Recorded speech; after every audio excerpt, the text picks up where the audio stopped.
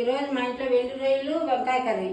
ఎండు రొయ్యలు వంకాయ కర్రీ కావాల్సిన పదార్థాలు: ఎండు రొయ్యలు, తెల్లగడ్డ, కొబ్బరి, ధనియాల పొడి, కారం పొడి, వంకాయలు, టమోటా, ఎర్రగడ్డలు, పసుపు, ఉప్పు. ఎండు రొయ్యలు వేయించుకోవాలి. వేయించుకున్నాక చాట్లో వేసుకొని చెప్పుకోవాలా.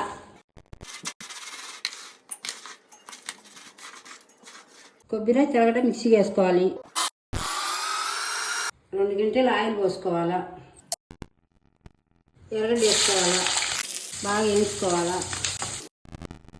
ఎర్రగడ్డ ఎర్రగా వేగినాక మిక్సీ కొట్టిన తెల్లగడ్డ, కొబ్బరి పొడి వేయాలి. 2 స్పూన్లు కారం పొడి, 2 స్పూన్లు ధనియాల పొడి, 1/2 టీ స్పూన్ పసుపు, తగినంత ఉప్పు. బాగా వేయించుకోవాలి. టమాటా వేసుకోవాలి. కడిగి పెట్టిన వంకాయ వేసుకోవాలి.